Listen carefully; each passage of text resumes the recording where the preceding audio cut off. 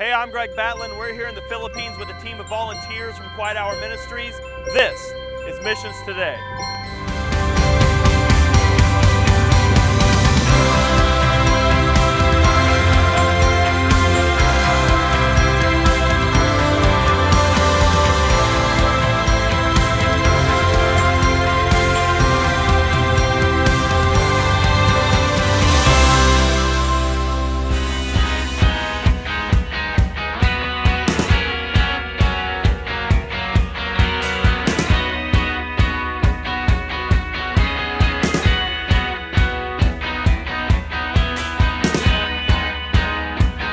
The Philippines, a beautiful island country that's known for its lush scenery, an abundance of mouth-watering fruits and vegetables, and exotic modes of transportation like the jeepney and tricycle.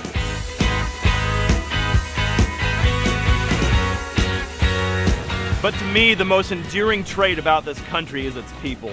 That kind, generous, gracious Filipino hospitality that keeps us coming back. This time we're in Kalibo, which is in the province of Aklan. And our team has just arrived to help with a church construction project, provide medical clinics and children's programs, and to share saving grace.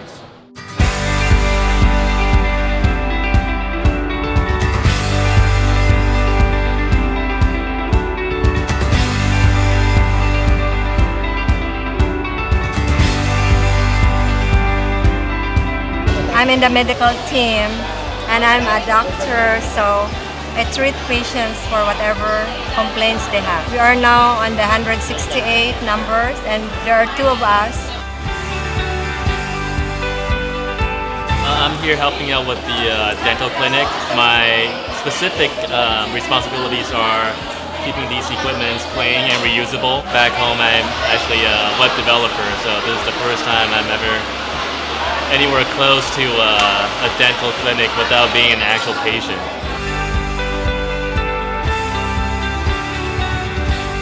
Part of the dental team, so I'm doing basically the extractions, the tooth extractions, and I'm particularly taking care of the sterilization.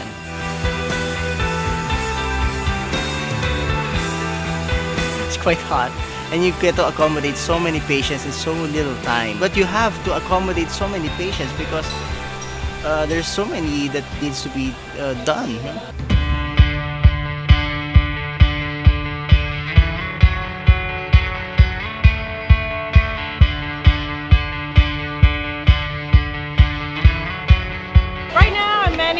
The dental booth here.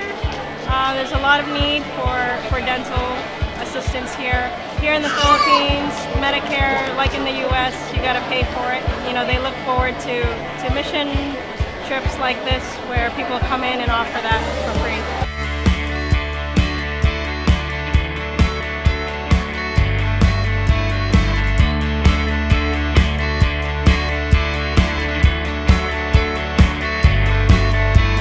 The medical ministry is really a good program from many different people from other places who have been visiting the Philippines.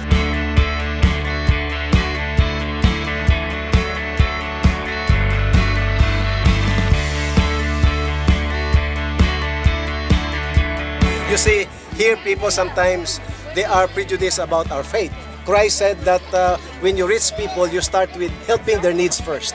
And so the medical mission really help their basic needs, physically, and when they come to receive this help, now their eyes are open. Here are a group of people who are willing to come from faraway place and then to help us. There must be something in them that is more than just physical healing. And so most of them who attended also the medical mission have come in the evening and listened to the message. They are blessed not only physically but as well as spiritually. We're here at our Quiet Hour sponsored church construction project in Balete, where our team is helping to construct this church literally into the side of a mountain. Because of the terrain, we're not able to bring in heavy equipment to help with this project, so everything has to happen by hand with manual labor. But what I find most interesting is how the Filipinos do all of the construction in their bare feet.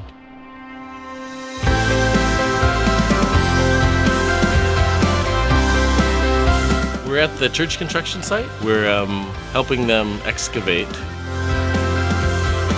So normally I'm sitting at a computer desk, and a shovel's a little bit more strenuous than a mouse. The humidity and the heat's definitely more strenuous than what I'm used to. I think there's a spare shovel over there, so feel free to grab one and come on down.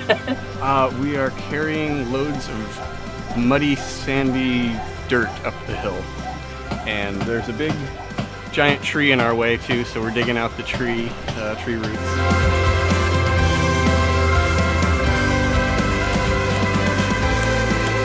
Well, I was thinking as I was walking up the mountain, with faith, we're told you can move mountains. That's what Jesus said. So we're moving a mountain right now, and it's taking some faith. I think it's a week ago they just broke ground. So a lot has been done. They do carry a lot of materials in bags, which is different. I'm used to buckets to transport things, but it's coming together.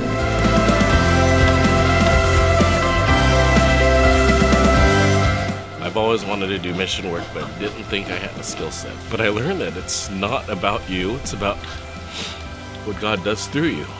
And no matter what your skill set, He can use you. Okay, we are having a special prayer because we are starting to build the church here in Balite. For many, many years, this place has been a municipality. We have some churches around, but not here in the center. And we are so glad that the Quiet Hour Ministry just came, bring some fund to start build the church. And we are hoping and praying that this church will really be finished so that we can glorify God and the brethren can worship here at the center of this municipality. It's not about anything that I have or that I can do, and that God can use anything or anyone. This is God's mission trip. This is God's work, and we're just helping facilitate it. It is really simple work. I mean, you can't explain. It's gonna be hard to explain. You almost wish you could have this every day. It is a life-changing experience. I mean, if that's what you're looking for, you'll never regret it. I never had a passport before. I've never left the country before in my life, and I'm 52 years old. At Christmas time, after I missed all the deadlines, my sister-in-law had a heart-to-heart talk with me. He said, "David, you really need to be going on this trip." There wasn't any sign or words over her head or halo, but if God was speaking through her to ask me to go, I couldn't risk not responding. I got a rush passport. They shipped it back to me the next day, so it was a one-day turnaround.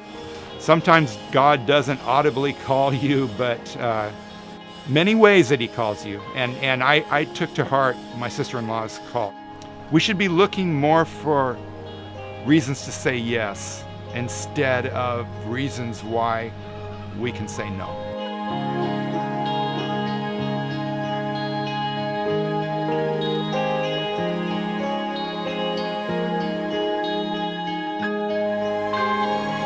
First Sabbath, that was very interesting. From our understanding, the locals were responsible for the programs overall, and we were just going to provide like the message, the sermons, and the children's programs. We came, ready to kind of just listen, and it turned out we were in charge of the program, and we had nothing prepared.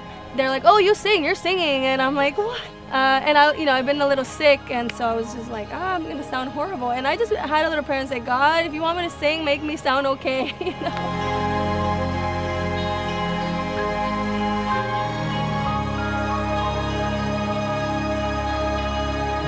I don't know if I got the tone right, if I was out of pitch, but by the grace of God, we all just came together as a team, and it worked out. We figured something out, and I mean, to me, it was great.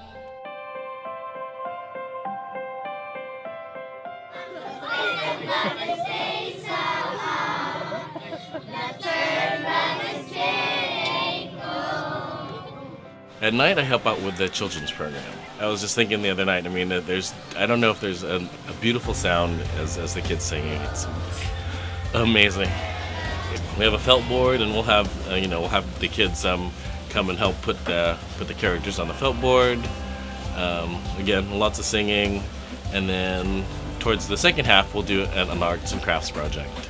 That kind of ties into the lesson study. I mean, we started out the first night, I think, with 30, maybe close to 40, and then it jumped to 60, and then 70. I think the other night was 90, but last night I think we had well over 110 kids. I'm working with the felts for when they tell the children's stories. The first night that we got here, we hadn't hardly cracked open the felts, and we thought we'd just be able to sort it out and find what we were looking for. There are hundreds and hundreds of these, and they're all in separate bags, and you need to find one from this bag and two from that bag in order to tell any of the stories. So the first night was not good as far as the felt storytelling goes, but after that we've been organizing it each night so that we're ready for the next day, and it's gone much more smoothly.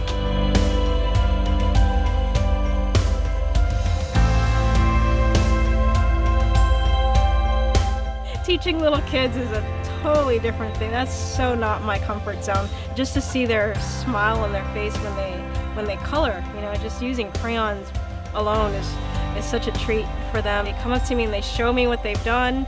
And when I tell them that they've done a good job, they're so excited, and they go tell their friends, oh, she said I did a good job. You know, and just little things like that. I'm like, oh wow, I did that. It's really kind of changed me a bit in how I deal with kids.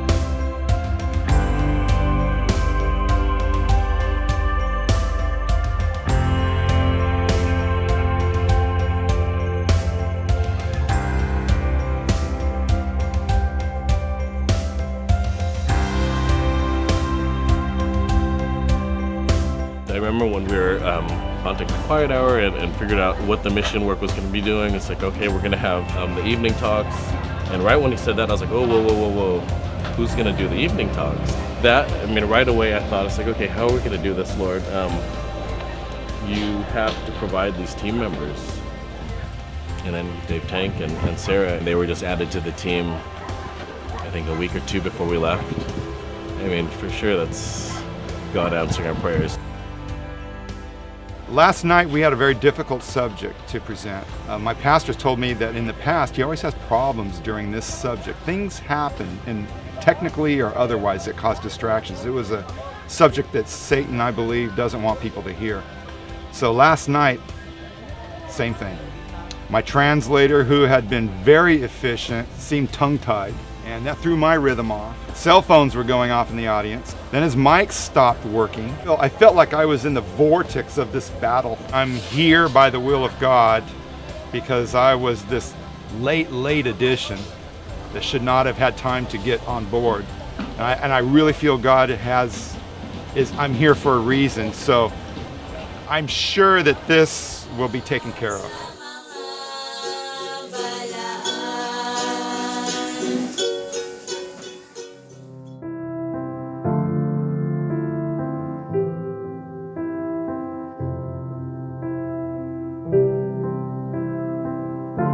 First, because I am a district pastor, I was once the one who gave them in the morning devotional.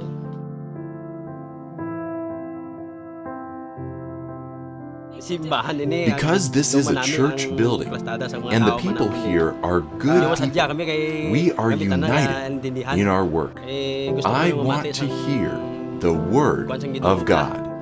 At first, Noloy is a very faithful Christian. We invited him, we go to his house. And before he came to our meeting, we gave a study from the Bible. He came to the meeting to observe us at first.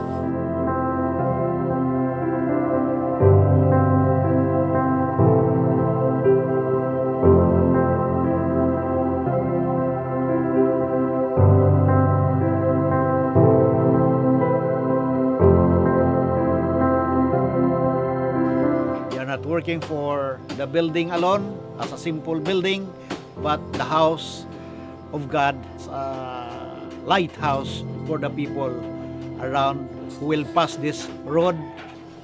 When they are working, there is always angels who will watch for them. They should, even though they are working for this building, you know, this steepy building, a mountainous, they had to remember that before they work, they had to understand that we have a God as they work to send angels to watch over them. Because it is a church, we had to make the carpenter feel that they are working to the church. Not a simply house or a building, but they are working for God. They are building God's church. Not only our church, but God's church. Inspired by these mission stories? Be a part of the story by joining us on a mission trip. Find out more and sign up now at qhministries.org or call us at 800-900-9021.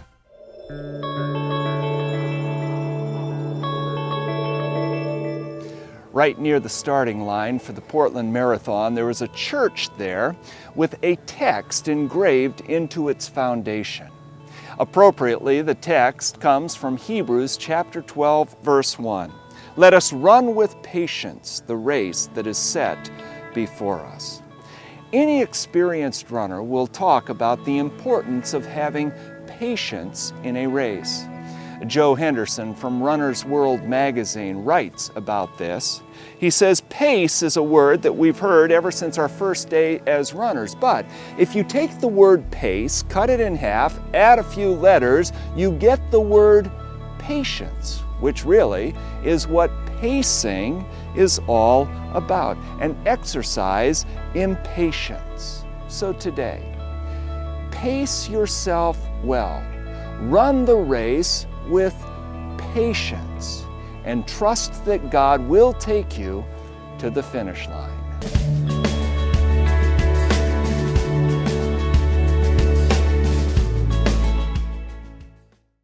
Want to hear more mission stories and have a behind-the-scenes look at our worldwide ministry?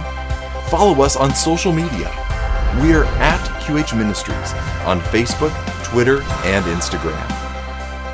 And you can always watch more Missions Today at missionstoday.tv. All of our episodes are available on demand.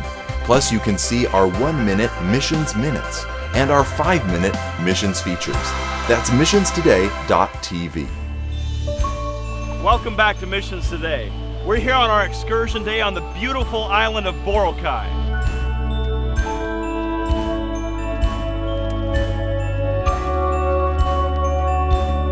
We've been hard at work on this job site from Sunday, Monday, and Tuesday. So by Wednesday, we were very tired and very thankful to have a break. Some went snorkeling, some just laid out on the beach. It's a beautiful area.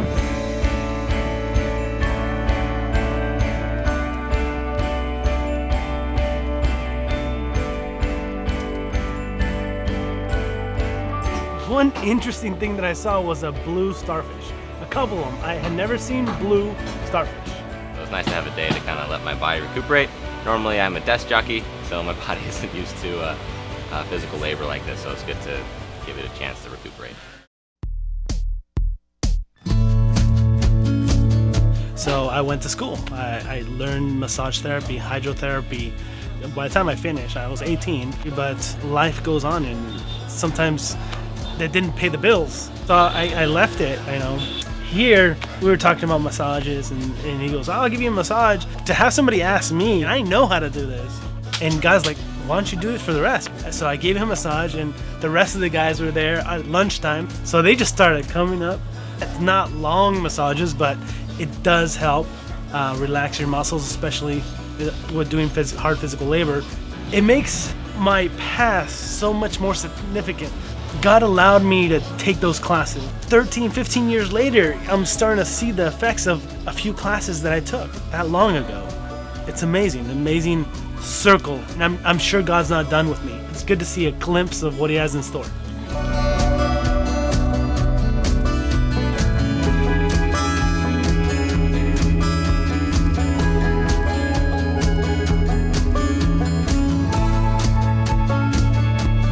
Many years ago, my mother had missionaries come to this island. For the first time, the Bible was translated in her tongue, Ilonggo, and she understood it. All she heard before was Latin and had no idea. She decided to become a Christian after understanding what the Bible truly said. My father at the same time was Inspector General for Douglas MacArthur and was also a survivor of the death march to Bataan. And when he was in prison, He said if he ever gets out and has another son, he would call him Douglas. And he fought in the Korean War, went to the United States, served, and I was born. So it's a blessing that we have come back full circle to where it all began, on this island, and what a blessing to be here. I'm here with Peter, one of our team members, who has kind of an interesting story. Most of the people who go on our trips are Christian, have been Christians perhaps for a while, but Peter, as I understand, your story is just a little bit different. That's right. Tell me about your kind of spiritual experience, where you are in that whole walk right now. Well, I grew up in Taiwan. I remember when I was little, I would, like get afraid of ghosts at night, and my mom would always tell me that, you can always pray. Yeah. She didn't really specify who to pray to, yeah, but right. Just pray in general. Yeah, pray to somebody up there, and then he's gonna hear you and he's gonna protect you. That's something that I kind of took with me throughout the years. And a couple of months ago, I was going through a particularly tough period, and I started praying again because I remember that's something that I had done when I was much younger and hadn't done in a while. Yeah. And I was just praying that, somebody would give me some guidance and hint and what I should do and how I should proceed at that point in life. I think the next day, a friend that I'd known for quite a while, about 5 years, she just say, "Hey, I'm going to church. You want to come?" And I just say, "Wow, I guess that's a sign that." This was right after you prayed. Yeah. Started praying. Yeah, the very next she day. invited you again. Right. Okay. The very next day, and I said, "Well, I was asking for some kind of sign, and yeah. I took that as a sign that someone is trying to give me a message." So I decided to go, and I started going to church much more regularly. So how did you end up on this mission trip? How did you find out about it? I found out about it from another team member, Alma, that I kind of felt lost in life. Okay. Like I achieved a certain milestone in my career, but at that point I felt like, well, what am I really doing here? Yeah. And so I started thinking about stuff that I can do to give back, and this sounded like a really good opportunity. What would you say to someone who's kind of in the same boat that you are? They're not so sure about the Christianity thing yet, but they're looking at going on a mission trip. What would you say to someone like that? I believe you need to have an open mind, because after all, this is like a church event, and this is a mission trip, so there will be religious activities. Sure. So if they're totally against that, if they're just a staunch might be a little atheist, awkward experience. Yeah, it might be a little awkward, and it's probably not for them. Yeah. But if they have an open mind, if they're looking into it and they're okay with the religious things, and you think kind of like you, they have if they're exploring and they want to learn more, and I think it's a perfectly good opportunity to do that. Yeah. And at the same time, you get to help people, so why not? Help people and see the world. Yeah. Awesome. You're doing humanitarian work, right. So there's really no disadvantage. Right. Absolutely. Well, Peter, we are so glad that you came on this trip. Thank you. And that you had that open mind to be able to go and experience something different. Yeah. And for the difference that you've made, we hope it's something that you'll remember for the rest of your life. Oh, I'm pretty sure I will.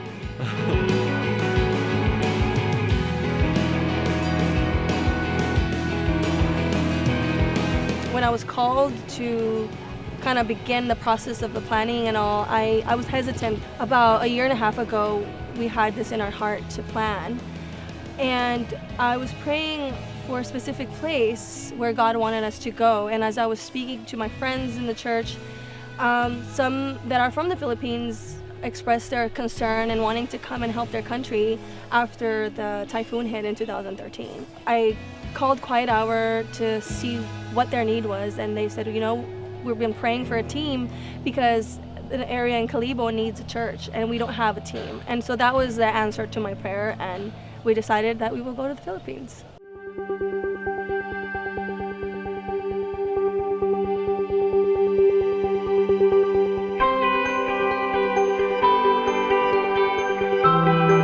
This morning's church service was so beautiful. There was music, a choir. It was an amazing service. We were very blessed. I think all the 3 different sites and plus more gather at the Baleti site, at the Baleti Gymnasium, and it was just amazing. We had, I think, at my best guess, I think we had over 1,200. Really just amazing just to have that many people come and just want to hear the Word of God. And that we had anything to do with that. It's really, really humbling.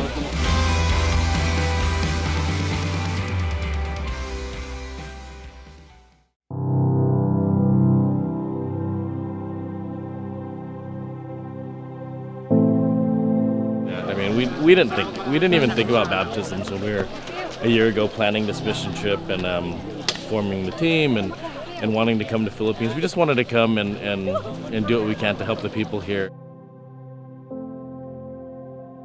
There are people out there that are hungry for God, and all we need is to be willing to share that.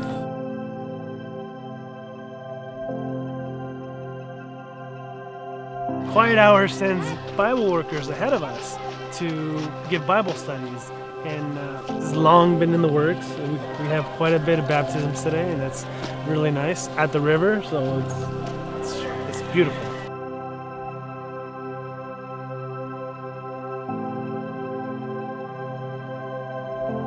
Earlier you met Ninoy, who was at our construction site. He was the gentleman that was working there, was impressed by the prayers of the pastor and the devotionals, and started coming to our meetings. He also brought his family. These are 4 of his 9 children, and they just got baptized here today.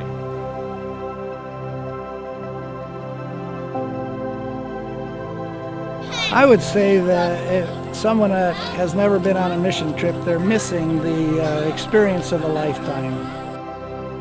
You can see the blessing that you leave here, but the blessing that we receive is probably 10 times more. If you want, a life-changing experience, if you want to experience God real, firsthand, it really is an experience of a lifetime. It'll change your life. You'll go back and hopefully just hang on to this. I mean, I'm trying to just soak it in. It really does melt your heart. I would encourage anyone to just go. Do not be afraid. It's worth the experience. What an amazing experience our team has had here in the Philippines. Hundreds of people helped in our medical clinics and 101 new believers baptized. But to me, one of my favorite stories was of Ninoy and his 4 children. Just the simple act of a pastor coming to the construction site to pray with the workers made a lasting impression on Ninoy that will certainly have an eternal impact. Come join us on a Quiet Hour mission trip so that you can be part of making an eternal impact for the kingdom. And join us next time on Missions Today. So we've got an awesome contest happening right now. You could be chosen to join us on an all-expenses-paid mission trip. So head over to qhministries.org/contest and write us as to why you should be chosen.